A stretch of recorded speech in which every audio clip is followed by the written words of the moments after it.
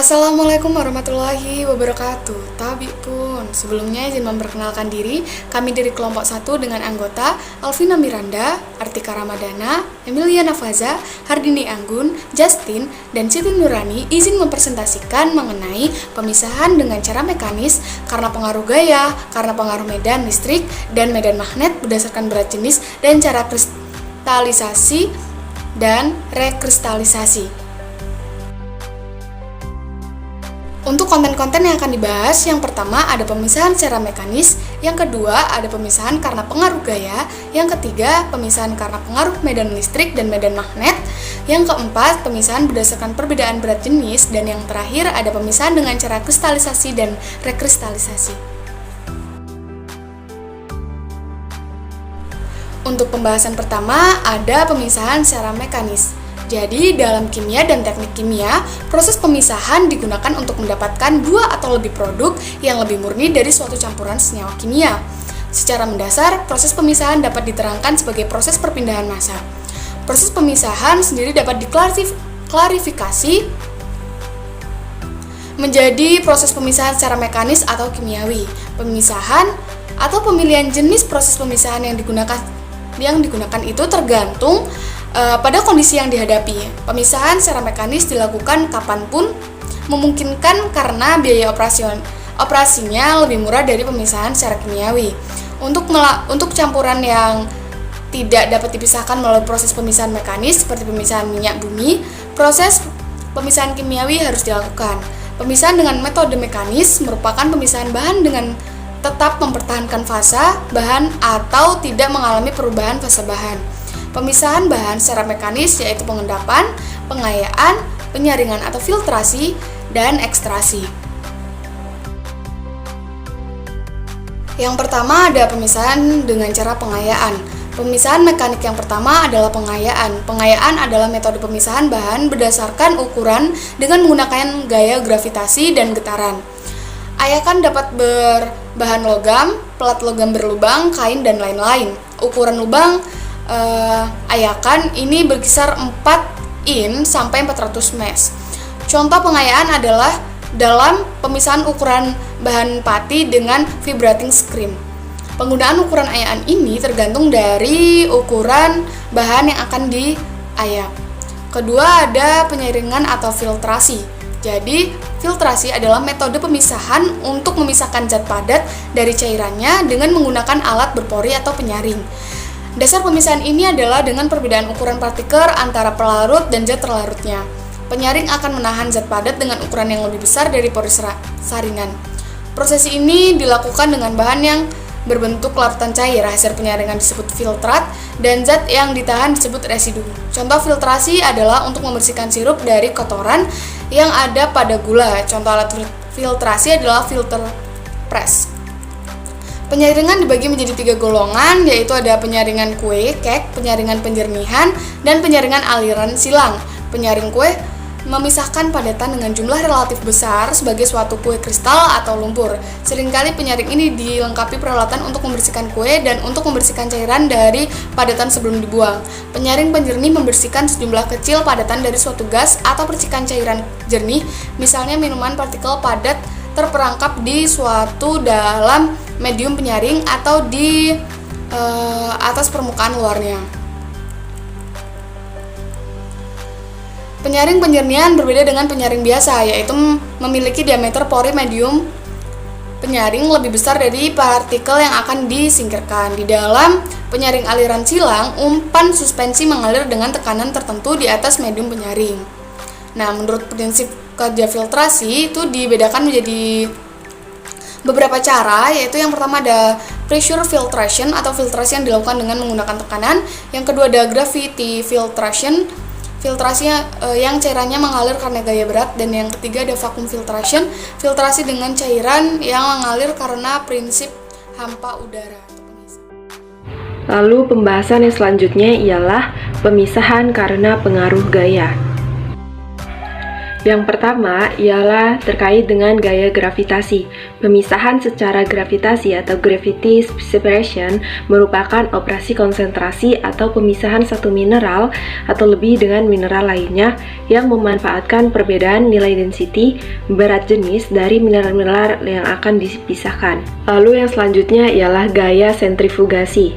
Salah satu metode yang digunakan dalam pemisahan campuran adalah sentrifugasi. Sentrifugasi ialah proses pemisahan partikel berdasarkan berat partikel tersebut terhadap densitas layaknya atau buoyant density. Dengan adanya gaya sentrifugal, maka akan terjadi perubahan berat partikel dari keadaan normal pada 1 kg sekitar 9,8 meter per sekon kuadrat menjadi meningkat seiring dengan kecepatan serta sudut kemiringan perputaran partikel tersebut terhadap sumunya. Macam-macam sentrifugasi antara lain itu ada sentrifugasi gradient densitas dan yang kedua ada sentrifugasi diferensial.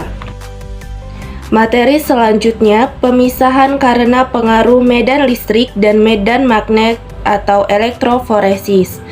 Elektroforesis adalah suatu cara analisis kimiawi yang didasarkan pada pergerakan molekul-molekul protein bermuatan di dalam medan listrik atau titik isoelektrik. Pergerakan molekul dalam medan listrik dipengaruhi oleh bentuk, ukuran, besar muatan, dan sifat kimia dari molekul. Pemisahan dilakukan berdasarkan perbedaan ukuran berat molekul dan muatan listrik yang dikandung oleh makromolekul tersebut. Bila arus listrik dialirkan pada suatu medium penyangga yang telah berisi protein plasma, maka komponen-komponen protein tersebut akan mulai berimigrasi. Teknik elektroforesis dapat dibedakan menjadi dua cara, yaitu elektroforesis larutan dan elektroforesis daerah. Pada teknik elektroforesis larutan, larutan penyangga yang mengandung makromolekul ditempatkan dalam suatu kamar tertutup dan dialiri arus listrik. Kecepatan migrasi dari makromolekul diukur dengan jalan melihat terjadinya pemisahan dari molekul di dalam pelarut. Sedangkan teknik elektroforesis daerah adalah menggunakan suatu bahan padat yang berfungsi sebagai media penunjang yang berisi larutan penyangga. Elektroforesis banyak dilakukan untuk pengamatan taksonomi, sistematik, dan genetik serta untuk mengidentifikasi spesies hewan maupun tumbuhan. Dapat pula digunakan untuk melihat phylogenetic reconstruction dari suatu jenis hewan atau tumbuhan. Pada pemisahan elektroforesis, sebelum dilakukan percobaan, sebaiknya disiapkan dahulu alat dan bahan kimia yang akan digunakan. Alat yang biasa digunakan adalah tabung Eppendorf, mikropipet, tip, mortat, tabung Erlenmeyer, gelas ukur, penangas air dengan suhu 80 derajat Celcius, magnetic stirrer, magnetic bar, sentrifuga, pinset, timbangan, pompa vakum, cetakan gel 20x16 x 1 cm per kubik, timer, meja pendingin, pembungkus plastik, freezer, kawat halus untuk memotong gel, inkubator, power pisau, penggaris, spidol, kantong plastik tebal untuk menyimpan gel setelah pewarnaan, nampan plastik, spons, dan alat-alat tulis. Sedangkan untuk bahan kimia yang digunakan tergantung dari hewan atau tumbuhan enzim apa yang akan diuji. Seperti misalnya larutan pengekstra yang digunakan untuk jenis udang-udangan berdasarkan Dickson adalah menggunakan sistem enzim esterase atau EST dan malat dehidrogenase atau MDH. Untuk menentukan sistem enzim tersebut, sebelumnya dilakukan uji optimalisasi terlebih dahulu terhadap hewan yang akan diujikan. Cara kerja terdiri dari beberapa tahap, yaitu 1. Ekstraksi enzim, 2. Pembuatan gel pati, 3. Penempatan sampel, 4. Proses elektroforesis, 5. Visualisasi sistem enzim, 6. Observasi gel, dan 7. Metode analisis. Yang pertama, ekstraksi enzim. Setelah sampel dibersihkan, ditempatkan di dalam mortar dan diberi larutan banyak sedikit sampel atau besar kecilnya sampel. Kemudian sampel digerus hingga halus. Penggerusan dilakukan pada kondisi dingin 4 derajat Celcius dan dilakukan di dalam meja pendingin agar suhu tetap konstan. Hasil gerusan tersebut dimasukkan ke dalam tabung Eppendorf dan kemudian dilakukan sentrifuse dengan kecepatan 2000 rpm selama 20 menit. Supernatan yang didapat dipisahkan dari endapan yang selanjutnya dimasukkan ke dalam tabung Eppendorf dan disimpan dalam lemari pendingin atau freezer dengan suhu sekitar 70 derajat Celcius. Lalu yang kedua, pembuatan gel pati. Pembuatan gel pati biasanya bermacam-macam. Ada yang berasal dari pati kentang dan lain sebagainya.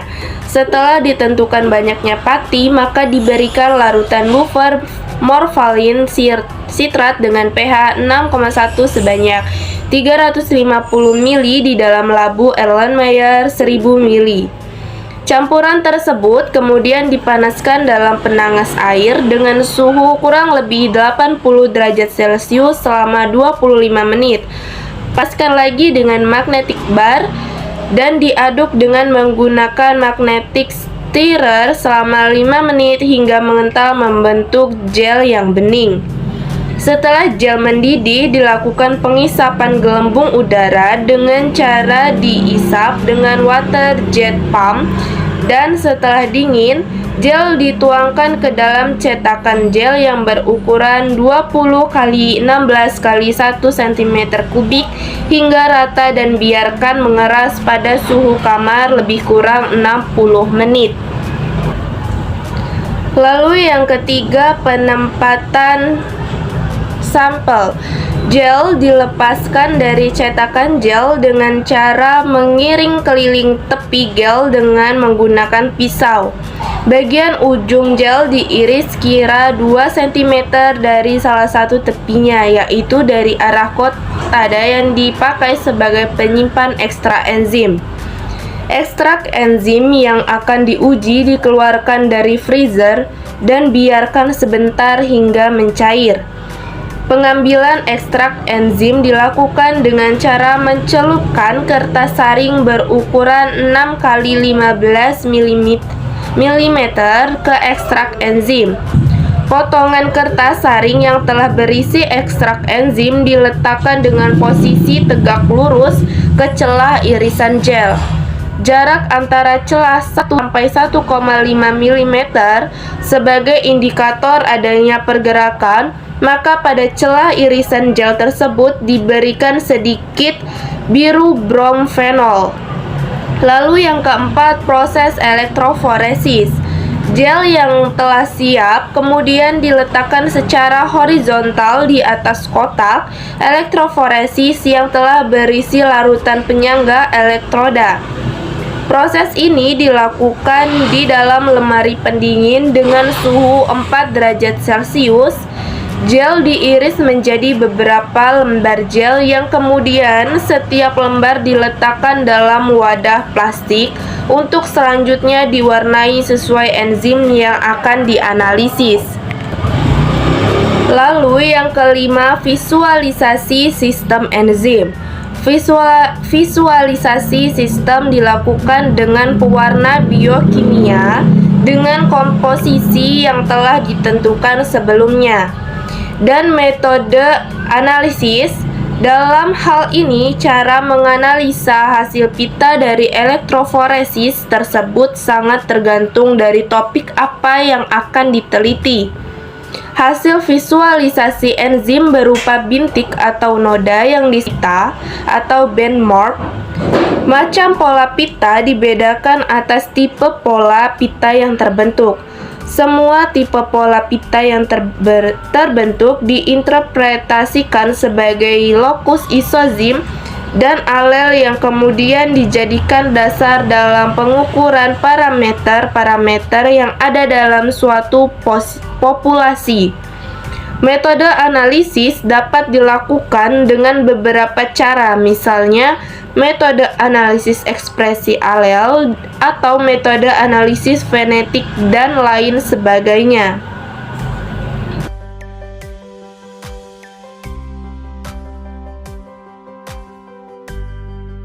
Berikutnya, pemisahan berdasarkan perbedaan berat jenis. Pemisahan berdasarkan perbedaan berat jenis dapat dilakukan dengan alat-alat grading dengan kecepatan sedang serta aman atau tidak menimbulkan kerusakan bahan. Bahan yang disortasi bisa sangat bervariasi serta ukuran dan bentuknya. Yang pertama, pemisahan saringan. Saringan yang dikombinasikan dengan blower atau tiupan merupakan alat yang banyak digunakan untuk memisahkan biji-bijian. Biji-bijian akan melewati saringan dan kotoran berupa ranting tertinggal di atas saringan. Dengan adanya blower, maka kotoran atau benda lain yang melewati saringan bersama dengan biji-bijian akan terhembus dan terpisahkan karena beratnya lebih ringan daripada biji-bijian. Saringannya bisa dibuat bertingkat untuk memisahkan kotoran yang ukurannya lebih kecil dari biji dan beratnya lebih besar dari biji. Misalnya, kerikil yang akan melewati saringan dengan ukuran kecil. Lalu yang kedua, pneumatik separator. Alat sortasi dan grading yang menggunakan aliran udara sering disebut dengan pneumatik separator. Alat ini bekerja menggunakan prinsip pengipasan berdasarkan perbedaan berat biji-bijian dan kotoran. Kemudian yang ketiga, separator berat jenis. Alat separator berdasarkan berat jenis prinsipnya hampir sama dengan pneumatik separator. Pemisahan terjadi karena adanya perbedaan berat biji dan berat kotoran. Gerakan horizontal dari alat sortasi dan grading akan memisahkan kotoran yang ringan, biji dan kotoran yang berat. Bagian yang jenisnya paling besar, misalnya biji, akan lebih jauh terlempar di bagian atas, sedangkan kotoran yang berat jenisnya rendah akan terpisah di bagian bawah. Hembusan udara dari bawah akan membantu memisahkan bagian-bagian tersebut. Lalu yang keempat, separator ulir. Alat separator ulir bekerja dengan memanfaatkan gaya gravitasi dan daya pantul atau lentingan dari produk. Merupakan alat separator hemat energi. Alat ini digunakan untuk memisahkan biji-bijian, misalnya biji kacang kedelai. Separator ulir berbentuk uliran vertikal dan di dalamnya terdapat beberapa sekat untuk memisahkan tiap-tiap bagian. Bagian yang berat jenisnya paling rendah dan daya pantulnya rendah seperti kotoran dan debu akan berada di kolom bagian tengah, sedangkan biji-bijian akan terpisah juga berdasarkan berat dan daya pantulnya. Biji-bijian yang baik memiliki daya pantul yang lebih baik pula. Alat ini bekerja dengan cepat, namun hasil pemisahannya kadang-kadang masih tercampur di antara bagian-bagian yang akan dipisahkan. Kemudian yang kelima, separator berbentuk silinder. Alat sortasi dan grading berbentuk silinder yang di dalamnya terdapat dua bagian masing-masing dengan penggerak ulir untuk membawa produk yang disortasi dan grading. Biji yang mempunyai berat lebih besar akan cenderung berada di bagian bawah, sedangkan biji dan kotoran yang lebih ringan berada di bagian atas dan akan masuk ke ruang yang lain untuk dipisahkan. Kemudian separator berbentuk piringan. Alat sortasi dan grading berbentuk piringan terdapat dari silinder cekungan di bagian permukaan silinder untuk menampung biji-bijian. Cekukan akan menampung tiap butir biji-bijian dan memindahkan ke dalam bagian yang lain, sementara kotoran yang ukurannya lebih besar tidak terbawa oleh silinder dan akan jatuh di bagian yang lain untuk dipisahkan. Lalu yang terakhir, separator dengan sentrifugal. Separator dengan sentrifugal atau pemusingan adalah alat sortasi dan grading yang kerja pemisahannya berdasarkan berat partikel oleh adanya gaya sentrifugal. Alat ini biasanya digunakan untuk memisahkan komoditas berbentuk cair, misalnya susu sapi. Adanya gaya sentrifugal akan melemparkan partikel dengan berat yang lebih tinggi ke bagian paling luar atau paling jauh. Susu sapi segar dapat dipisahkan menjadi bagian krim atau skim. Dari yang kelima yaitu pemisahan dengan cara kristalisasi dan rekristalisasi. Kristalisasi termasuk dalam metode pemisahan campuran yang menggunakan cara mengkristal atau mengendap suatu zat yang terlarut di dalam larutan yang sebelumnya masih berbentuk cairan. Dalam metode kristal ini biasanya menggunakan suhu yang rendah agar cairannya bisa mengendap. Sedangkan Jika rekristalisasi itu merupakan suatu proses untuk membuat kristal ulang, sebagai contoh sederhananya ketika kita memiliki kristal namun kristal yang kita miliki tersebut masih belum murni, kita dapat melakukan kristal yang murni dengan cara merekristalisasi, yaitu dengan cara melarutkan kristal yang ada di dalam pelarut yang sesuai yang kemudian mengkristalnya kembali agar didapatkan kristal murni. Pemisahan dengan pembentukan kristal melalui proses penguapan merupakan cara yang sederhana dan mudah kita jumpai seperti pada proses pembuatan garam. Dasar metode ini adalah kelarutan bahan dalam suatu pelarut dan perbedaan titik beku. Kristalisasi ada dua cara, yaitu kristalisasi penguapan dan kristalisasi pendinginan. Teknik ketiga selain pendinginan adalah penambahan senyawa lain, dan reaksi kimia pada prinsipnya adalah sama, yaitu mengurangi kadar pelarut di dalam larutan homogen. Beberapa tahap yang perlu dilakukan dalam melakukan rekristalisasi sebagai berikut. Yang pertama, zat padat yang dimurnikan yang dilarutkan dengan pelarut yang sesuai sambil diaduk, bila perlu sambil dipanaskan sehingga mendekati titik didihnya, kemudian diuapkan sampai larutan mendekati jenuh. Yang kedua, ketika larutan masih panas, dilakukan penyaringan untuk memisahkan partikel-partikel yang tidak larut. Yang ketiga, biarkan menjadi dingin secara perlahan-lahan dan zat yang larut akan mengkristal. Yang keempat, kristal yang terbentuk dapat dipisahkan dari larutannya dengan cara dekantasi, penyaringan, atau sentrifugasi. Yang kelima, kristal yang didapat dicuci dengan sedikit pelarut yang masih baru untuk menghilangkan kotoran-kotoran yang menempel di permukaannya, kemudian kristal tersebut dikeringkan. Baik, selanjutnya di sini kita akan membahas mengenai metode kristalisasi. Nah, ada beberapa cara melakukan metode kristalisasi. Yang pertama yaitu pendinginan. Nah, untuk bahan-bahan yang kelarutannya berkurang drastis dengan menurunnya temperatur, kondisi laut jenuh dapat dicapai dengan pendinginan larutan panas yang jenuh. Kemudian yaitu ada pemanasan. Nah, untuk bahan-bahan yang kelarutannya berkurang sedikit dengan menurunnya suhu, nah kondisi laut jenuh dapat dicapai dengan penguapan sebagian pelarut. Kemudian ada pemanasan dan pendinginan. Metode ini merupakan gabungan dari dua metode yang di atas. Nah, larutan panas yang jenuh dialirkan ke dalam sebuah ruangan yang divakumkan. Sebagian pelarut menguap. Panas penguapan diambil dari larutan itu sendiri sehingga larutan menjadi dingin dan lewat jenuh. Nah, metode ini disebut kristalisasi vakum. Kemudian ada penambahan bahan atau zat lain. Untuk pemisahan bahan organik dari larutan seringkali ditambahkan suatu garam. Nah, garam ini larut lebih baik daripada bahan padat yang diinginkan sehingga terjadi desakan dan membuat bahan padat menjadi terkristalisasi. Kemudian kita akan bahas mengenai syarat pelarut yang baik untuk rekristalisasi.